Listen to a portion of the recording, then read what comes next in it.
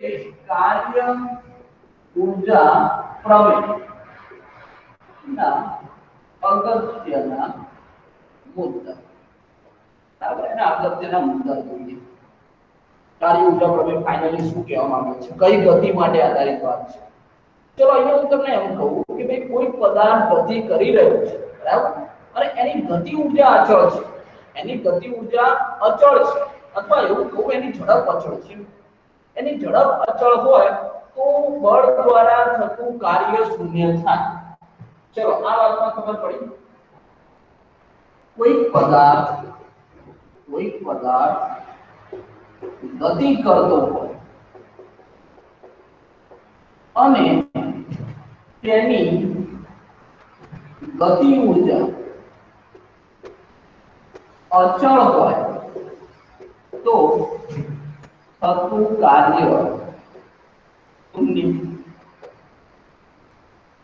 ચલો ભાઈ આ વાતમાં ખબર પડી છે. ચલો અહીંયા ડેલ્ટા કે એટલે હું શું લખવાનો છું, અંતિમ ગતિ ઊર્જા ઓછા પ્રારંભિક ગતિ ઊર્જા બરાબર w કાર્ય. ચલો અંતિમ ગતિ ઊર્જા પ્રારંભિક ગતિ ઊર્જા મેં શું કીધું કે ભાઈ ગતિ ઊર્જા કેવી હોય, અચળ. ગતિ ઊર્જા અચળ હોય એનો મતલબ પ્રારંભમાં કે અંતમાં કે પ્રારંભમાં એનું મૂલ્ય બદલાય નહીં, અને એનું મૂલ્ય ના બદલાય તો એની બાદબાકી શું થઈ જાય? મૂલ્ય ના બદલાય, અચળ રહે તો એની બાદબાકી શું થઈ જાય?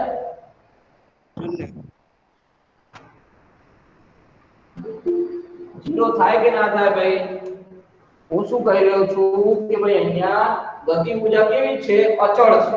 કારણ કે આ ગતિ ઊર્જા છે હું એમ કહું કે આ ગતિ ઊર્જા કેટલી? 5 જૂલ. આ ગતિ ઊર્જા પણ કેટલી? અચળ, એટલે કે 5 જૂલ. તો બંને 5 જૂલ હોય તો 5 ની 5 કાઢો તો શું થઈ ગયું? થતું કાર્ય શૂન્ય થઈ ગયું. તો હું એવું જ કહી રહ્યો છું કે ભાઈ કોઈ પદાર્થ ગતિ કરતો હોય તેની ગતિ ઊર્જા અચળ હોય. ગતિ ઊર્જા કેવી હોય? તેની 5 જૂલ તો 5 જૂલ, પ્રારંભિક અંતિમ બંને 5 જૂલ અચળ. તો અચળ હોય તો થતું કાર્ય શૂન્ય થઈ જાય. જો ગતિ ઊર્જા અચળ હોય કે અચળ હોય તો મતલબ બંનેનું મૂલ્ય એનું એ તો બાકી શું થઈ ગયું? શૂન્ય થઈ ગયું. ચલો હવે શબ્દનો બદલાવ કરો. હું એમ કહું કે ગતિ ઊર્જા અચળ એની જગ્યાએ એમ કહું કે ભાઈ ઝડપ અચળ હોય. અત્યારે મેં એવું કીધું પહેલા કે ભાઈ ગતિ ઊર્જા અચળ હોય, હવે એમ કહું ઝડપ અચળ હોય તો તમને ખબર છે કે ભાઈ ગતિ ઊર્જા a બરાબર 1/2 mv². બરાબર. જો પ્રારંભિક ગતિ ઊર્જા હોય તો આવું લખો, બરાબર, ઇનિશિયલ પરિસ્થિતિ એટલે I વડે દર્શાવો. અંતિમ ગતિ ઊર્જા હોય તો એને f વડે દર્શાવો, 1/2 mvf². ખબર છે તમને? અહીંયા જે પદાર્થનું દળ છે તો ગતિ દરમિયાન કોઈ પદાર્થનું દળ બદલાવાનું નથી. એ દળ તો કેવું છે? એ દળ તો અચળ જ છે.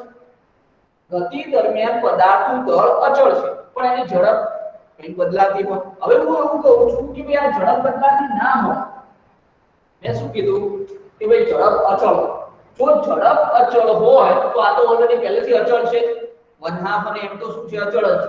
હવે ઝડપ અચળ થઈ ગઈ તો ગતિ ઊર્જા કેવી થઈ ગઈ? અચળ થઈ ગઈ. અને ગતિ ઊર્જા અચળ થઈ જાય તો એનો તફાવત શું થઈ ગયું? 0 થઈ ગયું. મતલબ કાર્ય શું થઈ ગયું? 0 થઈ ગયું. તો આ વિધાન સમજજો કે ભાઈ જો પદાર્થ ગતિ કરતો હોય તેની ગતિ ઊર્જા અચળ કેટલી હોય, અથવા તો એવું કીધું હોય કે ઝડપ અચળ હોય. ગતિ ઊર્જા અચળ કે અથવા તો ઝડપ અચળ હોય તો ગતિ ઊર્જા અચળ થઈ જાય. તમને ખબર છે કે આ ઝડપ એકની એક લઈ લો બંનેમાં. કારણ કે અહીંયા 5 મીટર પર સેકન્ડ, અહીંયા 5 મીટર પર સેકન્ડ, તો ગતિ ઊર્જા એની એક થશે કેમ કે દળ તો એકનું એક જ છે. તો ઝડપ અચળ હોય, ગતિ ઊર્જા અચળ હોય તો કાર્ય શું થઈ જાય? કાર્ય શૂન્ય થઈ જાય. ચલો આવું ઉદાહરણ જો તમને ક્યાં યાદ આવતું હોય, બરાબર, આવું ઉદાહરણ જો તમને ક્યાં યાદ આવતું હોય તો આપણે નિયમિત વર્તુળાકાર ગતિ ભણ્યા હતા. નિયમિત વર્તુળાકાર ગતિ યાદ છે? નિયમિત વર્તુળાકાર ગતિ હતી એમાં ઝડપ કેવી હતી? આ કોઈ પદાર્થ નિયમિત વર્તુળાકાર ગતિ કરી રહ્યો છે. આ પદાર્થનો સાચી વાત કે ભાઈ વેગ તો બદલાય. કારણ કે આ ક્ષણે વેગ કઈ દિશામાં? તો આ દિશામાં. અહીંયા પહોંચે તો વેગ કઈ દિશામાં? આ દિશામાં. અહીંયા પહોંચે તો વેગ ક્યાં? આ દિશામાં. વેગ હંમેશા ક્યાં? તો સ્પર્શકની દિશામાં જોવા મળે. આવું આપણે સમતલમાં ગતિમાં ભણ્યા હતા. પણ હું એમ કહું કે ઝડપ મૂલ્ય ફક્ત મૂલ્યની વાત કરું, બરાબર, વેગ સદિશની વાત નથી કરતો, પણ એના મૂલ્યની વાત કરું તો મૂલ્ય તો કેવું હતું? ફિક્સ જ હતું. મૂલ્ય કેવું હતું? મૂલ્ય તો ફિક્સ હતું. તો અહીંયા જો ઝડપ અચળ હોય તો એના માટે તમારે કોઈ ઉદાહરણ આપવું હોય તો તમે કયું ઉદાહરણ આપી શકો છો? ઉદાહરણ તરીકે નિયમિત વર્તુળાકાર ગતિમાં થતું કાર્ય શૂન્ય છે. તો એ કોઈ કાર્ય થાય છે? કાર્ય નહીં થતું. કેમ નહીં થતું? કેમ કે ઝડપ અચળ છે. તો તમે હમણાં જ જોયું કે ભાઈ ઝડપ અચળ હોય, ઝડપ અચળ હોય તો કાર્ય શું થઈ જાય? શૂન્ય. કેવી રીતના? કાર્ય ઊર્જા પ્રમેય કહે છે. મને કાર્ય ઊર્જા પ્રમેય એવું કહે છે. કાર્ય ઊર્જા પ્રમેય મતલબ કે ડેલ્ટા કે બરાબર w. કાર્ય ઊર્જા પ્રમેય મને એવું કહે છે કે ભાઈ ઝડપ અચળ હોય તો કાર્ય શું થઈ જાય? શૂન્ય થઈ જાય. કોઈ કાર્ય થયું નથી. કેમ કાર્ય ના થાય? તો તમે જો સ્થાનાંતર થાય છે ભાઈ, અહીંયાથી ગતિ કરી ફરી પાછું અહીંયા આવો તો સ્થાનાંતર શું થાય? શૂન્ય થાય ને. ત્યાંથી શરૂઆત કરો ત્યાં ત્યાં પાછો આવો તો સ્થાનાંતર શૂન્ય થઈ ગયું. તમને ખબર છે બળ લાગે, સ્થાનાંતર થાય તો કાર્ય થયું કહેવાય. તો અહીં કોઈ કાર્ય થાય છે? નહીં થતું. પણ મેં આવી રીતના કીધું કે ભાઈ ઝડપ અચળ હોય તો કાર્ય ઊર્જા પ્રમેય આધારિત. ઝડપ અચળ એટલે ગતિ ઊર્જા અચળ. ગતિ ઊર્જા અચળ તો એનો જે ફેરફાર છે શું થઈ ગયો? શૂન્ય. તો કાર્ય શૂન્ય. ચલો તમને કદાચ સંજય માર્ક્સમાં આવો પ્રશ્ન કે ભાઈ કાર્ય ઊર્જા પ્રમેયના મુદ્દા ખાલી એક મુદ્દો કરીશું. ચલો ત્યારબાદ બીજો મુદ્દો. ચલો એમ કહો કે કોઈ પદાર્થ, બરાબર, કોઈ પદાર્થ ગતિ કરી રહ્યો છે. આપણે ગતિ કરતો પદાર્થ જ લઈએ છીએ, બરાબર. કોઈ પદાર્થ ગતિ કરી રહ્યો છે અને એ સ્થાનાંતર એટલે પદાર્થ ઉપર ગતિ ક્યારે કરે? બળ લગાડો. પદાર્થ ઉપર બળ લગાડો ત્યારે એ ગતિમાન અવસ્થામાં આવે. હવે બળ અને સ્થાનાંતર બંને એક જ દિશામાં તો પદાર્થ પર લાગતું બળ સ્થાનાંતરની દિશામાં હોય, પદાર્થ પર લાગતું બળ સ્થાનાંતરની દિશામાં હોય તો ગતિ ઊર્જામાં વધારો થાય છે. તો આપણે દરેક સમજી રહ્યા. તો આપણે મુદ્દો લખ્યો. આ મુદ્દો તમને ખ્યાલ આવી ગયો, બરાબર. કાર્ય ઊર્જા પ્રમેય આધારિત જો આપણે ખબર પડી કે હા ભાઈ આવું થાય છે.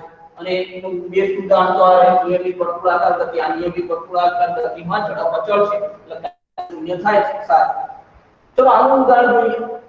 તો મેં અહીંયા કીધું પદાર્થ પર લાગતું બળ સ્થાનાંતરની દિશામાં. મતલબ કહેવા શું માંગે છે કે આ પદાર્થ છે, આ પદાર્થ ઉપર તમે બળ લગાડો છો, બળ અને સ્થાનાંતર બંને એક જ દિશા, અને બળ અને સ્થાનાંતર એક જ દિશામાં હોય એટલે બળ અને સ્થાનાંતર વચ્ચેનો ખૂણો શું થઈ જાય?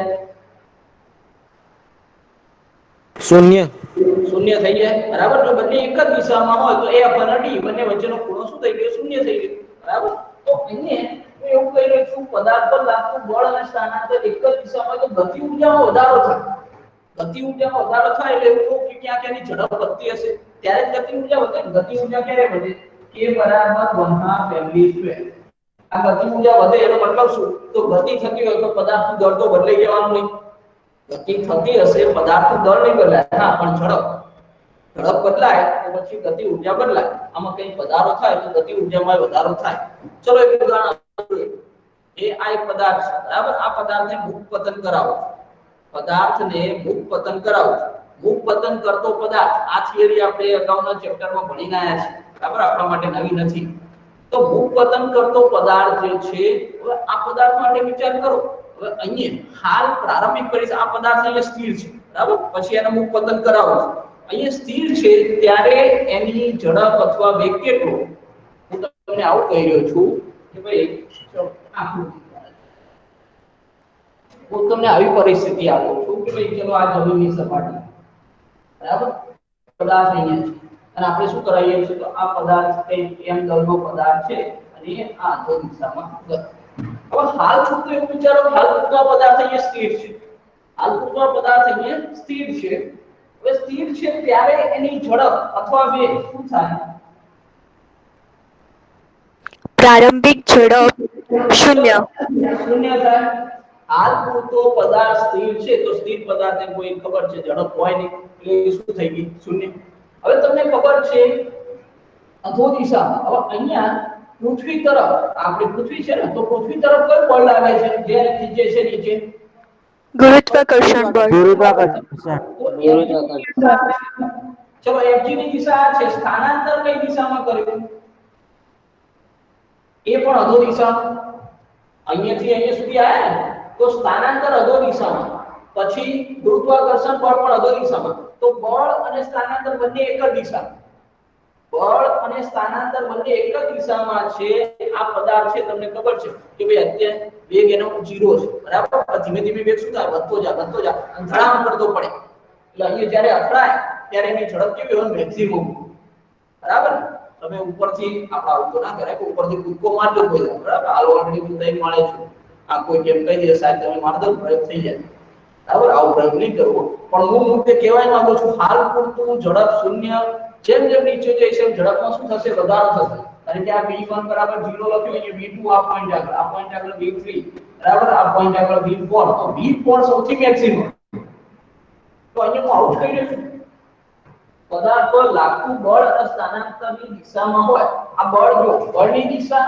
અને સ્થાનાંતરની દિશા બંને એક જ દિશામાં હોય તો ગતિ ઊર્જામાં શું થાય વધારો ઝડપ વધે તો ગતિ ઊર્જામાં શું થાય વધારો થાય ચલો ઉદાહરણ કયું આપ્યું છે મેં તો કે ભાઈ મુક્ત પતન કરતો પદાર્થ કોઈ મુક્ત પતન કરતો પદાર્થ લો તો મુક્ત પતન કરતો પદાર્થ એથી પડ્યો તો મુક્ત પતન કરતા પદાર્થની ઝડપમાં શું થાય છે વધારો થાય અને ઝડપ વધે તો ગતિ ઊર્જામાં પણ શું થાય વધારો થાય આ રહ્યો પતન કરતો પદાર્થ.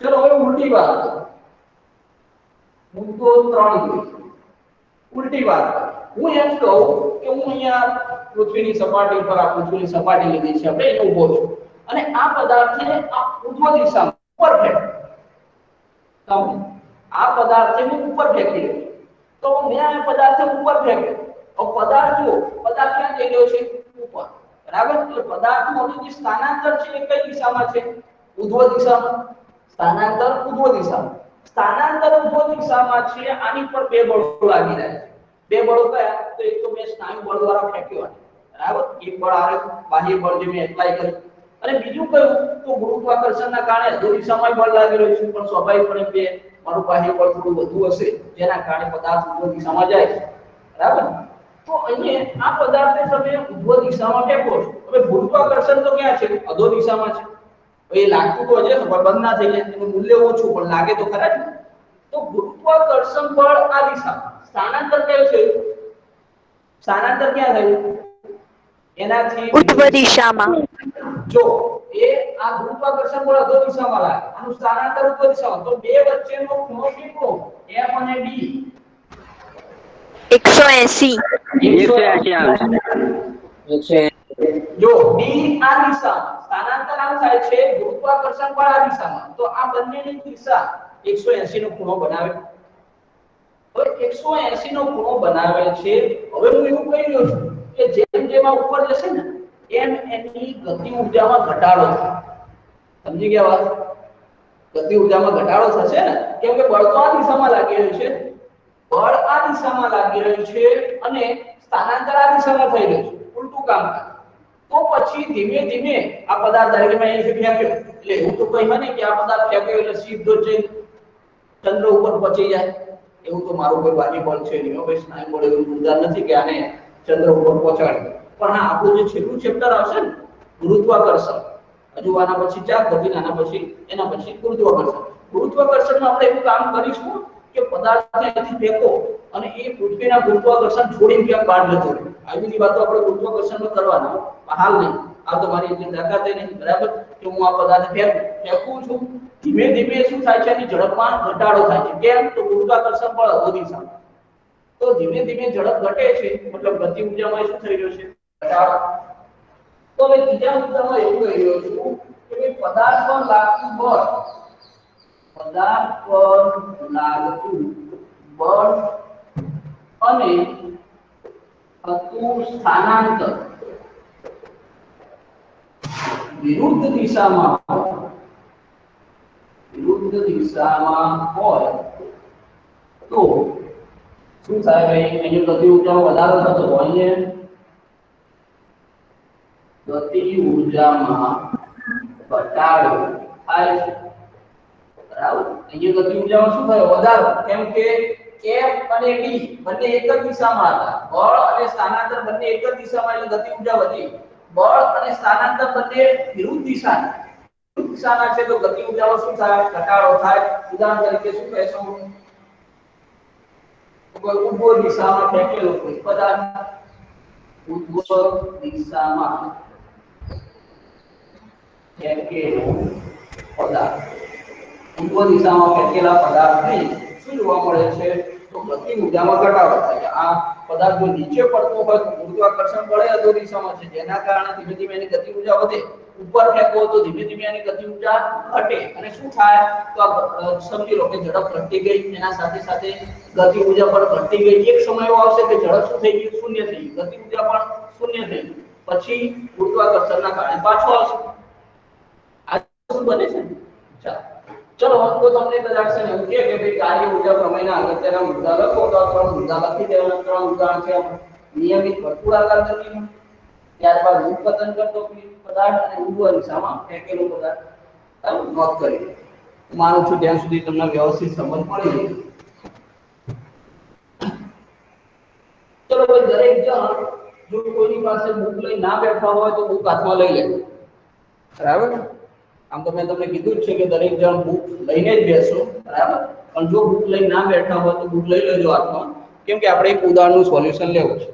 અને તમને ખબર છે હવે મને થોડું જોર આવે છે એટલે હું બોર્ડ પર રકમ લખવા બેસતો નથી, બરાબર? ચાલો, હું એવું માની લઉં છું કે તમે બધા બુક લઈને બેસો છો. ભણવા બેસીએ તો હું ચોપડો બધું લઈને જ બેસવાનું ને. ચાલો, ક્યાં ગયું આપણું કામકાજ? ચલો, ઉદાહરણ કયું આવ્યા તો ભાઈ કાઢો.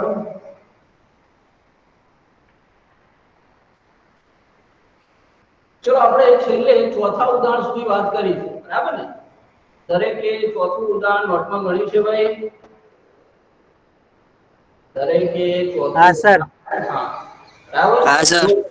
હવે હાલની પરિસ્થિતિ એવી છે કે હું તમને કઈ ટકોર કરવા નહીં આવવાનો, બરાબર? પણ તમે બધા રેગ્યુલર જોડાઓ છો તો હું માની લઉં તમે રેગ્યુલર વર્ક કરતા હશો, કાર્ય કરતા હશો. પાછું કાર્ય આવ્યું. ચલો, અહીં વાત કરવી છે 5મા ઉદાહરણ. દરેક જણ 5મા ઉદાહરણની રકમ જોજો. ચલો, રટો વાંચો છો, જોઈ લો. રેલવે પ્લેટફોર્મની ખરવચની સપાટી પર એક બહેન પતરાની પેટી ખસેડે છે. ઓહ, મારે કામ કરે છે. તેણી 10 મીટર અંતર સુધી 100 ન્યૂટન બળ લગાડે છે. ત્યારબાદ થાકની માત્રા વધતા તેમણે લગાડેલ બળ રેખીય રીતે ઘટીને 50 ન્યૂટન થાય છે. પતરાની પેટીએ કાપેલ કુલ અંતર 20 મીટર છે. બહેને લગાડેલ બળ અને 50 ન્યૂટન જેટલા ઘર્ષણ બળ, જો ઘર્ષણ બળ પણ આપ્યું છે સાથે સાથે. બેન કઈ બળ લગાડે છે, સાથે સાથે ઘર્ષણ બળની વાત કરી છે. તો ઘર્ષણ બળ વિરુદ્ધ સ્થાનાંતરનો આલેખ દોરો. હા, આલેખ દોરવાનું કીધું છે. બળ વિરુદ્ધ સ્થાનાંતરનો આલેખ. તમને ખબર છે બળ વિરુદ્ધ સ્થાનાંતરનો આલેખ, ત્યાં ઘેરાતું ક્ષેત્રફળ શું મળે? કાર્ય મળે. યાદ છે ને બધું? ચલ બળ દ્વારા થતું કાર્ય. આલેખ દોરી દો. બંને બળો વડે 20 મીટર અંતર સુધીમાં થયેલ કાર્ય શોધો. કાર્ય શોધવાનું કીધું છે, તો આલેખ દ્વારા ઘેરાતું ક્ષેત્રફળ મને શું આપશે? કાર્ય જ આપશે. જેમ તમને એમ કહેતો હતો કે ભાઈ અચળ પ્રવેગી ગતિ, વેગ વિરુદ્ધ સમયનો આલેખ. તો વેગ વિરુદ્ધ સમયના આલેખ દ્વારા ઘેરાતું ક્ષેત્રફળ શું આપે?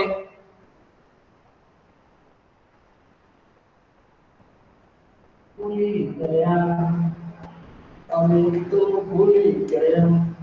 એ યાર, કેમ વારે ઘડી એકની એક વાત? વેગ વિરુદ્ધ સમયનો આલેખ.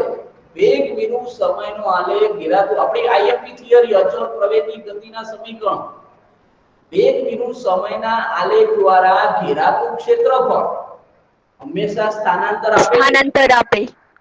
હા, તો આ વસ્તુ તમે વારે તમને ઇન્ટ્રોડક્શન યાદ કરાવો તો વારે ઘડી ભૂલી જાવ તો ચાલે, બરાબર? આ વાત થોડો લેટ આવતો છે. ઓકે, ચલો, એવી વાત મેં શું કરી હતી? આપણે ચલ બળ દ્વારા કાર્ય જોયું તો મેં શું કીધું કે ભાઈ આપણે બળ વિરુદ્ધ સ્થાનાંતરનો આલેખ દોરીએ તો બળ વિરુદ્ધ સ્થાનાંતરના આલેખમાં ઘેરાતા ભાગનું ક્ષેત્રફળ શું આપે મને? કાર્ય આપે. કાર્ય આવે. આર્ય આ આપી. પ્રકારના પ્રશ્નો હેતુલક્ષીમાં પણ આવી શકે. હવે ધ્યાન રાખો. ચલો અહીંયા 6.5 હું માની લઉં છું તમે રકમ બરાબર વાંચી છે. હવે રકમમાં જે પરિસ્થિતિ છે બરાબર, તો પરિસ્થિતિ શું કીધું છે? ચલો મેં બને ત્યાં સુધી શું કરવાનું, કોઈ પણ દાખલો હોય ને પહેલા પરિસ્થિતિ એની થોડી ચિત્રાત્મક રજૂઆત કરી દેવાની, એટલે થોડું ક્લિયર થશે વસ્તુ. બરાબર, ચલો આપણું રેલવે પ્લેટફોર્મ છે બરાબર, હું સમજી લો. અને અહીંયા આ આપણે એક પેટી દોરું છું બરાબર, એ બેન જે પેટી ખસેડી લઈ જાય છે આ એક પેટી બરાબર, અને આ જે સપાટી છે એ સપાટી કેવી છે? તો ખરબચડી સપાટી છે, લીસી નથી. લીસી હોય તો પાછું ઘર્ષણ બળ ના લાગે, એ ઘર્ષણ બળ કીધું છે તો ખરબચડી સપાટી છે. તો બેન આ પેટી ખસેડી લઈ જાય છે, આપણે એવું કીધું છે. જો શું કીધું છે? ખરબચડી સપાટી પર એક બેન પતરાની પેટી ખસેડે છે. આ પતરાની પેટી વજનદાર છે, એ ખસેડી લઈ જાય છે. તેની 10 મીટર અંતર સુધી 100 ન્યૂટન બળ લગાડે છે. ચલો મને એવું કીધું કે ભાઈ અહીંયા સુધી ગણી લઉં કે 10 મીટર અંતર બરાબર, આ 10 મીટર અંતર સુધી એને બળ લગાડ્યું. કેટલું બળ લગાડ્યું ભાઈ? બળ કેટલું લગાડ્યું અહીંયા સુધી? 100 ન્યૂટન. 100 ન્યૂટન. 100 ન્યૂટન બળ લગાડ્યું. બરાબર, તો આ તો કેવું કે શરૂઆતમાં સમજી લો તમે છો કે હું જ છું, પેટી કે જે ઉપાડવાનું હોય આપણે. તો શરૂઆતમાં તો શું હોય, તાકાત સારી એવી છે એટલે શરૂઆતમાં તો મેં સારું એવું બળ લગાડ્યું, 100 ન્યૂટન બળ લગાડ્યું, પેટી ખસે. હવે ધીમે ધીમે ખસેડી લઈ જાઓ, આગળ જતા થાક લાગે કે ના લાગે? તો જો અહીંયા પરિસ્થિતિ શું કીધી છે? ત્યારબાદ થાકની માત્રા વધતા આટલું બધું 10 મીટર સુધી ખસેડી અને થાકી ગયા, તો થાકની માત્રા વધતા તેમણે લગાડેલ બળ રેખીય રીતે ઘટીને 50 ન્યૂટન થઈ ગયું.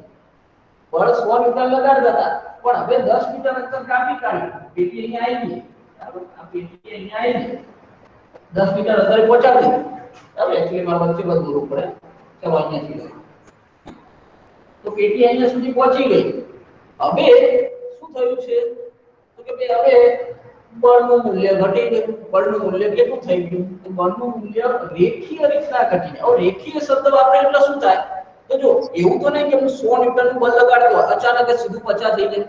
હું ખસેડું છું બરાબર 100 ન્યૂટનના બળથી, હવે થાક્યો, ધીમે ધીમે થાક રેખીય રીતના, એટલે 100 નું કેટલું થયું? 90 થયું, 90 ના 80 થયા, 80 ના 70 થયા, અને આમ ઘટતું ઘટતું કેટલું થાય? 50 થાય છે. હવે જો શું કીધું છે? થાકની માત્રા વધતા તમે લગાડેલ બળ રેખીય રીતે ઘટીને 50 ન્યૂટન થાય છે. પતરાની પેટીએ કાપેલ કુલ અંતર 20 મીટર છે. એટલે અહીંયા ક્યાંક તો એવું માની લો કે પેટી આટલા સુધી આવી બરાબર, પેટી આટલા સુધી આવી. આ અંતર કેટલું છે? તો કે ભાઈ આ અંતર આપણું બીજું 10 ગણી લો, કેમ કે ટોટલ અંતર મને કેટલું કીધું છે? ટોટલ અંતર મને 20 મીટર કીધું છે, એટલે આ બીજું 10 મીટર. પણ આ જે બીજું 10 મીટર કાપ્યું એમાં શું થયું? તો એમાં બળ જે છે એ ઘટી ગયું બરાબર. ઘટી ગયું તો અહીંયા બરાબર ધીમે ધીમે ઘટતું હશે રેખીય રીતે, હું લખું છું 50 બરાબર. અહીંયા તમે પહોંચે એટલે હવે તમે કેટલું બળ લગાડી રહ્યા છો? 50 મીટરનું બળ લગાડી બરાબર. ચલો સાંભળો શું કીધું છે? ઘટીને 50 મીટર થાય છે. પતરાની પેટીએ કાપેલ કુલ અંતર 20 મીટર, એટલે ટોટલ આટલા સુધી આ 20 મીટર અંતર કાપ્યું બરાબર. પછી શું કીધું? લગાડેલ બળ અને 50 ન્યૂટન જેટલા ઘર્ષણ બળ સ્થાનાંતરનો લે. હવે 50 ન્યૂટન જેટલું ઘર્ષણ બળ લાગે છે. હવે જો એવું કે છે ઘર્ષણ બળ, તો હવે જો ઘર્ષણ બળ શું કરે? ગતિને અવરોધવાનું કામ કરે. આપણી જે ગતિ થાય છે એને ઘર્ષણ બળ શું કરે? અવરોધવાનું કામ. એટલે અવરોધવાનું કામ તો જે દિશામાં ગતિ થતી હશે એના કરતા ઉલટી દિશામાં લાગતું હશે. ઘર્ષણ બળ ક્યાં લાગે? તમે પાછું ચેપ્ટર ભણ્યા છો બરાબર, પેલું સ્થિર ઘર્ષણ બરાબર, ગતિ ઘર્ષણ, રોલિંગ ઘર્ષણ ખ્યાલ છે ને? ચલો તો એ આ બાજુ ગતિ થઈ રહી છે, તો એની વિરુદ્ધ દિશામાં કેવું લાગે? ઘર્ષણ બળ કેટલું? 50 ન્યૂટન. તો એવું કહું છું કે ભાઈ Fs ઘર્ષણ બળને Fs વડે દર્શાવો બરાબર. ખબર છે સ્થિર ઘર્ષણ માટે સંકેત વાપરતા. તો અહીં કેટલું લાગી રહ્યું છે? 50. હવે સાંભળો, હર વખતે 50 ન્યૂટન જેટલું ઘર્ષણ બળ તો વિરુદ્ધ દિશામાં લાગી રહી છે, પણ આને શરૂઆતમાં બળ કેટલું લગાડે? 100 ન્યૂટન. તો 100 ન્યૂટન લગાડે એટલે આપણે ગાડી હેડી, પેટી ખસી. પણ અહીંયા પહોંચે. હવે આ પરિસ્થિતિ વિચાર કરો. આ પરિસ્થિતિમાં હવે જે તે બેગ છે એ બેગ કેટલું બળ લગાડે છે? 50 ન્યૂટન. વિરુદ્ધ દિશામાં કેટલું લાગી રહ્યું છે? Fs. ઘર્ષણ બળ તો દર વખતે લાગવાનું છે. અહીંયા હતા તો દરેક વાર કેટલું લાગે છે? 50 ન્યૂટન. આ આપણને આપે છે. એટલે અહીંયા તો કેટલી ખસી? કેમ કે વિરુદ્ધ દિશામાં 50 લાગે, પણ અહીંયા કેટલું? 100 છે. તમે વિચાર કરો, અહીંયા રેખીય રીતના ઘટ્યું, રેખીય રીતના ઘટ્યું એટલે 100 માંથી 90 થયું. 80 થયું 70 થયું આ પોઈન્ટ આ એટલે કેટલું થઈ ગયું 50 હવે પેટી આગળ ખસશે ના હવે પેટી આગળ ના નહીં થશે તમે જો બહેન 50 મીટરનું બળ આ દિશામાં લગાડી રહ્યા છે પણ વિરુદ્ધ કેટલું વિરુદ્ધમાં 50 નું ઘર્ષણ બળ લાગી રહ્યું છે તો બંને સરખા મૂલ્યના પરસ્પર વિરુદ્ધ દિશામાં પદાર્થ ત્યાંનો ત્યાં હવે ખસે રહી જાય બરાબર હવે પદાર્થ એની સ્થિતિ જાળવી રાખે જો મને તો આવી કોઈ ચિત્રાત્મક રજૂઆત કરવા નહીં કીધું મને તો શું કીધું આલેખ દોરો ભાઈ આલેખ દોરી કાર્ય ગણો આવું કીધું છે એટલે આ આકૃતિ ખાલી તમારા સમજ માટે દોરો ના દોરો એના સાથે વાંધો નહીં ચલો આલેખ દોરવા કીધું છે આલેખનું કામ તો આલેખ દોરવું એટલે તમને ખબર છે મારે કાર્ય મેળવવું છે તો કોના વિરુદ્ધ કોનો આલેખ હોય કોના વિરુદ્ધ કોનો આલેખ હોય ભાઈ વેગ વિરુદ્ધ સમય કાર્ય મેળવવું છે બળ વિરુદ્ધ સમય બળ વિરુદ્ધ સ્થાનાંતર બળ વિરુદ્ધ સ્થાનાંતર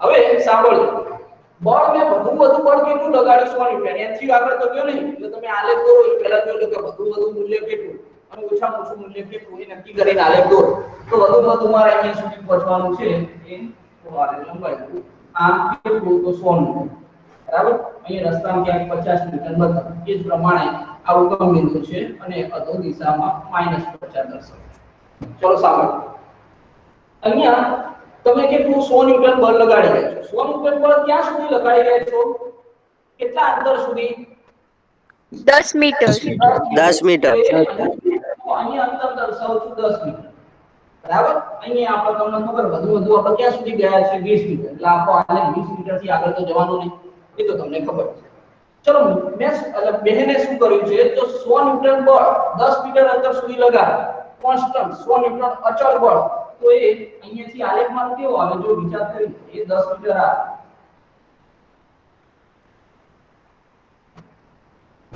સુરેખ આલેખ થશે સીધી લાઈન કેમ સીધી લાઈન તો 100 નું 100 છે થોડું બદલાય છે બળ બદલાય છે કે નહીં બદલાતું અહીંયા 10 મીટર સુધી ગયા ત્યાં સુધી કેટલું 100 ન્યૂટન જ બળ લગાડ એટલે અહીંયા તમારી સીધી રેખા મળી ગઈ અચળ બળ લાગે છે ત્યાં સુધી 10 મીટર ઓકે ચલો હવે અહીંયા પછી શું પરિસ્થિતિ થાય જો હવે અહીંયાથી આપણે કીધું કે ભાઈ રેખીય રીતે બળ ઘટે બરાબર હવે અહીંયા રેખીય રીતના બળ ઘટી રહ્યું એટલે રેખીય આલેખ તમે દોરતા હતા ખબર છે સ્થાન વિરુદ્ધ સમયનો રેખીય આલેખ બરાબર તો રેખીય મતલબ સરખા પ્રમાણમાં વધારો કે ઘટાડો બરાબર કોની સાપેક્ષ તો સ્થાન સાપેક્ષ સાંભળો તો અહીંયા મેં તમને કીધું રેખીય રીતના ઘટ્યો એટલે 100 થયું 90 થયું 70 થયું બરાબર 60 થયું 50 થયું તો 50 ક્યારે થાય છે મને કહો 50 ન્યૂટન બળ કેટલા અંતરે થયું 50 ન્યૂટન બળ 20 મીટર 20 મીટર અંતરે જ્યારે 20 મીટર અંતરે પેટી હોય ત્યારે બળ કેટલું છે 50 મીટર તો જો 50 મીટર એટલે એ અહીંયા બરાબર આ આપણો આલેખ આટલે આવી ગયો ઓકે રેખીય રીતના ઘટ્યું એટલે જો ઘટાડો દર્શાવે બરાબર રેખીય રીતે કલા સ્થાનના અનુસંધાનમાં ક્રમશઃ ઘટાડો થાય એટલે રેખીય આલેખ બરાબર આ સુરેખ બંને આમ તો સુરેખ કહી શકો પણ આ ઘટાડો દર્શાવે છે આ અચળ છે ચલો આ પ્રકારનો આલેખ બને હવે આ આલેખ શું દર્શાવે છે તો સાંભળજો આ બહેને શું કર્યું છે બહેને જે બળ લગાડ્યું છે એના અનુસંધાનમાં જે કાર્ય થયું તો બળ અને સ્થાનાંતર તો બળ પુનઃ સ્થાનાંતર એટલે કાર્ય થયું તો આ આલેખ દ્વારા ઘેરાતા ભાગનું ક્ષેત્રફળ આ આલેખ દ્વારા ઘેરાતા ભાગનું ક્ષેત્રફળ એટલે શું આપે કાર્ય આપે કે નહીં આલેખ દ્વારા ઘેરાતા ભાગનું ક્ષેત્રફળ એટલે શું મને કાર્ય મળે કે નહીં એ જ મારે શોધવાનું છે બીજું કામકાજ ઘર્ષણ બળ ક્યાં લાગે વિરુદ્ધ દિશામાં એટલે મેં -50 કરે બરાબર ઋણ કરવાનું કારણ છે કેમ કે વિરુદ્ધ દિશામાં લાગે તો 50 ન્યૂટન બળ કેટલા અંતરે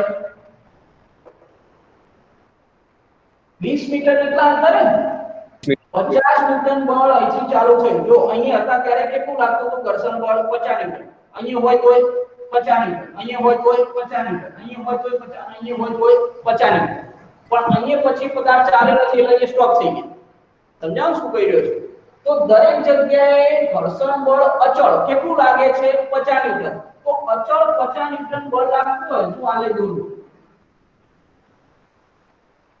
સમજી ગયા? ખ્યાલ આવી ગયો? બળ દરેક જગ્યાએ 50 મીટર, ક્યાં સુધી? 20 મીટર. તો 20 મીટર અંતર સુધી ઘર્ષણ બળ 50 મીટર લાગેલું છે, પણ વિરુદ્ધ દિશામાં છે, માઈનસ છે, માટે મેં અહીં દોર્યું. તો એ આ રહ્યું આપણું ઘર્ષણ. તો અહીંયા આલેખ દ્વારા ઘેરાતા ભાગનું ક્ષેત્રફળ એટલે શું મળે? કાર્ય મળે. પણ આ કાર્ય કયા બળ દ્વારા? ઘર્ષણ બળ દ્વારા. અને આ કાર્ય કયા બળ દ્વારા? તો આ બહેને જે બળ લગાડ્યું એની જે તાકાત હશે તે. સમજી ગયા શું કહેવા માંગુ છું? ચલો આલેખમાં ખ્યાલ આવી ગયો છે દરેકને? આલેખમાં ખ્યાલ આવી ગયો છે ભાઈ? હા આલેખ હા સર આલેખ સમજ્યા કામ સરળ છે. ચલો હવે આલેખ શરૂ છે, કાર્ય કરવું છે. તો કાર્ય માટે જે કામ હું આગળ કરતો હતો કે ભાઈ આલેખ દ્વારા ઘેરાતા ભાગનું ક્ષેત્રફળ. બરાબર? જો અહીંયા મને જે ઘેરાતો ભાગ છે મેં ઓલરેડી બે ભાગમાં વહેંચી કાઢ્યો છે. આ તમે જો ટ્રાય કરો પ્લસ. ચલો આને નામ આપી દો. ઓ નામ આપ્યું છે, અહીંયા એ નામ આપી દો, આ બી, આ સી, અને ડી, આ પોઈન્ટને ઈ નામ આપું છું. બરાબર? આને એફ નામ આપું છું, આને જી પોઈન્ટ નામ આપું છું. ગમે તે જે નામ આલું હોય મેં અલગ અલગ નામ આપે છે. ચલો અહીંયા જો તમે આ ભાગ જુઓ, ભાઈ માઇક બંધ રાખો. તમે આ ભાગ જુઓ તો આ શું છે? એક લંબચોરસ છે. આ ભાગ શું છે? તો એક લંબચોરસ. તો આલેખ દ્વારા ઘેરાતા ભાગનું ક્ષેત્રફળ મતલબ લંબચોરસનું ક્ષેત્રફળ છે. આ શું છે? લંબચોરસનું ક્ષેત્રફળ. તો જો હવે વહેણ દ્વારા થયેલ કાર્ય, બરાબર? વહેણ દ્વારા થયેલ કાર્ય પણ ક્યારે? તો બાહ્ય બળ દ્વારા. તો એવું કહું છું, વહેણે લગાડે બાહ્ય બળ દ્વારા. બરાબર? બે બળ કાર્યરત છે માટે આવું કહું. બે પર કઈ બળ લગાડે છે, સાથે સાથે ઘર્ષણ બળ પણ છે. એટલે પહેલા ફક્ત આની વાત કરું. આ ઉપરનો આલેખ શાનો છે? તો બેને જે બળ લગાડ્યું એના કારણે જે કાર્ય થયું એનો આલેખ છે. અને આ કોના કારણે? તો ઘર્ષણ બળના કારણે. તો ચલો કાર્ય W1 લખું છું. બરાબર? કેમ કે મને ખબર છે ઘર્ષણ બળ દ્વારા પણ કંઈ કાર્ય મળશે, તો એને W2 નામ આપીએ. તો અહીંયા આલેખ દ્વારા ઘેરાતા ભાગનું ક્ષેત્રફળ એટલે શું કહું? તો કે ભાઈ લંબચોરસ. કયો લંબચોરસ છે? OABE નું ક્ષેત્રફળ. ચલો અહીંયા એક લંબચોરસ બને. ચલો હવે આ આલેખ તમે જુઓ. બરાબર? તો અહીંયા ક્યાંક મને સમલંબ ચતુષ્કોણ બની રહ્યો છે. સમલંબ ચતુષ્કોણ યાદ છે? સમલંબ ચતુષ્કોણ. બરાબર? તે ચતુષ્કોણની જે બાજુઓ છે, બાજુઓની એક જોડ કેવી હોય? સમાંતર. તો આ એક જોડ કેવી છે? સમાંતર છે, રેલવેના પાટા જેવી. તો જે ચતુષ્કોણની બાજુઓની એક જોડ સમાંતર હોય એને શું કહેવાય? સમલંબ ચતુષ્કોણ. તો અહીંયા જો આ બે બાજુ છે એ બે કેવી છે? સમાંતર છે કે નહીં? તો આ પણ શું બને? સમલંબ ચતુષ્કોણ બને. તો અહીંયા સમલંબ ચતુષ્કોણનું ક્ષેત્રફળ શું કરવું? તો ચતુષ્કોણ કયો છે? સમલંબ ચતુષ્કોણ. કયો છે ચતુષ્કોણ? તો સમલંબ ચતુષ્કોણ નામ આપી દઉં EB. બરાબર? આપણે જે નામ આપ્યું છે EBCDE નું ક્ષેત્રફળ. બરાબર છે? ચાલો તો હવે લંબચોરસ OAB નું ક્ષેત્રફળ. લંબચોરસનું ક્ષેત્રફળ એટલે તમને ખબર છે શું થાય? લંબાઈ ગુણ્યા પહોળાઈ. લંબચોરસનું ક્ષેત્રફળ એટલે શું? લંબાઈ ગુણ્યા પહોળાઈ. ચલો અહીં સમલંબ ચતુષ્કોણનું ક્ષેત્રફળ. તો સમલંબ ચતુષ્કોણના ક્ષેત્રફળનું સૂત્ર શું થશે? તો 1/2. બરાબર? હવે જે સમાંતર બાજુ છે, જે સમાંતર બાજુ છે એ બંને બાજુઓનો સરવાળો. બંને બાજુઓનો સરવાળો એટલે શું લખવું? BE + CB ગુણ્યા શું થશે? તો આ બે સમાંતર બાજુઓ છે એ બે વચ્ચેનું લંબ અંતર. તો આ રહ્યું લંબ અંતર. લંબ અંતર કેટલું છે? તો EB. ભાઈ જો સમલંબ ચતુષ્કોણનું ક્ષેત્રફળ યાદ કરાવી દઉં નાના ધોરણમાં કે આ સમલંબ ચતુષ્કોણ ભણ્યા હોય. આ સમલંબ ચતુષ્કોણ. તો સમલંબ ચતુષ્કોણ કોને કહેવાય? કે બાજુઓની જો આ બે બાજુઓ છે ને, આ બે બાજુઓ તો આગળ જે છેદશે પણ આ બે બાજુ કેવી છે? સમાંતર છે. તો સમાંતર જે બાજુ હોય એનો સરવાળો અને એ બે વચ્ચેનું લંબ અંતર, એટલે અહીં લંબ અંતર દોરું આ બે વચ્ચેનું, તો એ બે વચ્ચેનું લંબ અંતર અને બે બાજુનો સરવાળો, તો જો આ બે બાજુ આ રહે એનો સરવાળો અને લંબ અંતર કયું? તો આ રહ્યું લંબ. બરાબર? ચાલો કિંમત મૂકી દઈએ. તો લંબાઈ ગુણ્યા પહોળાઈ, મારી પાસે લંબચોરસનું ક્ષેત્રફળ, લંબાઈ પહોળાઈ શું કરું? સમજી ગયા? પહોળાઈ આ લંબાઈ, બરાબર? તો 100 અને આ કેટલા છે? 10, તો 100 ગુણ્યા 10 થઈ ગયું. ચલો વન હાફ. BE એટલે કેટલા છે? B એટલે 100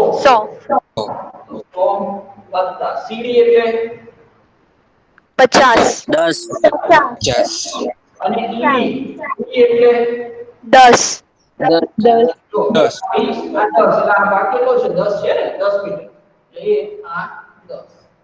ચલો આ 100 વત્તા 50 એટલે 150 થઈ જાય. આ 150 છે, આ 2 છે, 10 છે. કેટલા થશે ભૈયા? ગણતરી કરજો. 100 અને 10 આ તો 1000 થઈ જાય. 1000. બરાબર? ચલો કેટલા થશે? 150 750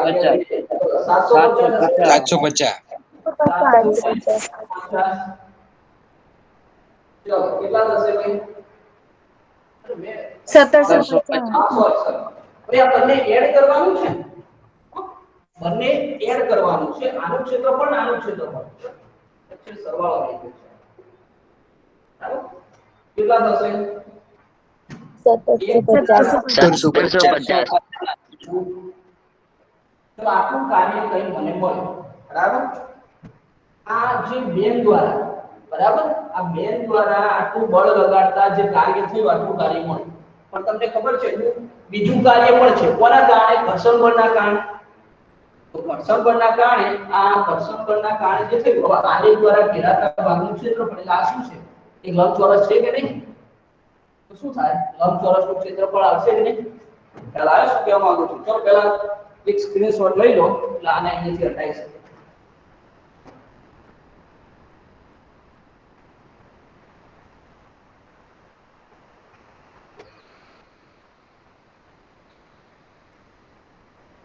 આકૃતિ પરિસ્થિતિ સમજી લેશો પછી બધું સરળ થઈ જશે. ચલો લેવાઈ ગયો સ્ક્રીનશોટ? હા સર.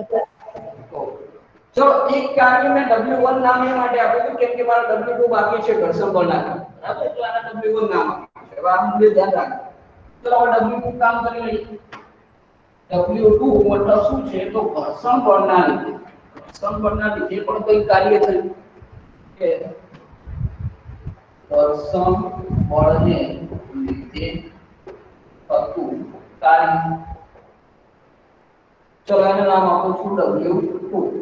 તો કાર્ય એટલે તો આલેખ દ્વારા ઘેરાતા ભાગનું ક્ષેત્રફળ. તો અહીંયા શું બને છે? લંબચોરસ બને છે કે નહીં? આ શું છે? આપણે ODFG એક લંબચોરસ છે કે નહીં? તો અહીંયા લખું છું ODFG લંબચોરસનું ક્ષેત્રફળ. ચલો આ લંબચોરસનું ક્ષેત્રફળ એટલે તમને ખબર છે કે ભાઈ લંબાઈ ગુણ્યા પહોળાઈ કરી લો. લંબાઈ અને પહોળાઈ જોઈ લો. એટલે છે આ 20 મીટર. આ કેટલું છે? -50 -50 અને આ કેટલું છે? 20. 20 કેટલા લખું? 1000 જોલ એકમ શું લખું? જૂલ. કાર્ય છે એટલે તમને ખબર કાર્ય હોય, ઊર્જા હોય, બધાના એકમ શું છે? જૂલ જ છે. ચલો તો આ જે કાર્ય થયું એ કોનું? તો ઘર્ષણ બળ. આ ઘર્ષણ બળ દ્વારા અને આ ઉપરનો ભાગ દર્શાવે છે શું દર્શાવે છે? તો બહેને જે બળ લગાડ્યું એના કારણે જે કાર્ય થયું એ ઉપરનું અને નીચેનો ભાગ શું દર્શાવે છે? તો અહીંયા જો મોટા ભાગે તમને જે આલેખનો આકાર મળશે ને એ કોઈક ને કોઈક એવો આકાર મળશે, લંબચોરસ, ચોરસ, બરાબર? જે મૂળ મુદ્દે ત્રિકોણ આ તમે જાણતા હોય એવી ભૌમિતિક આકૃતિ કે જેના તમે ક્ષેત્રફળ જાણતા હોય એવો આકાર તમને મળી રહેશે બરાબર તો આમાં તો એમસીક્યુ પણ ઘણા બધા છે ચલો ખ્યાલ આવ્યો તમારે આલેખ દોરવાનો હતો અને બંને દ્વારા થતું કાર્ય આ કાર્ય ઋણ કેમ આવે છે ભાઈ વિરુદ્ધ દિશામાં ઘર્ષણમાં લાગે છે ગતિની વિરુદ્ધ દિશામાં લાગે છે જે દિશામાં ગતિ છે એના કરતા વિરુદ્ધ દિશામાં ઘર્ષણ બળ લાગે છે માટે આ થતું કાર્ય ઋણ છે તો આવી રીતે કાર્ય ઋણ લખ્યો ને એટલે ત્યારે એવું સમજવાનું નહીં કે ભાઈ કાર્ય સદિશ રાશિ એટલે દિશા દર્શાવવા માટે ઋણ લખ્યું કાર્ય તો અદિશ જ છે એટલે અન્ય કોઈ દિશા દર્શાવવા માટે ઋણ ના હોય પણ અહીંયા શું પરિસ્થિતિ તો કે ભાઈ ઘર્ષણ બળ વિરુદ્ધ દિશામાં છે માટે અહીંયા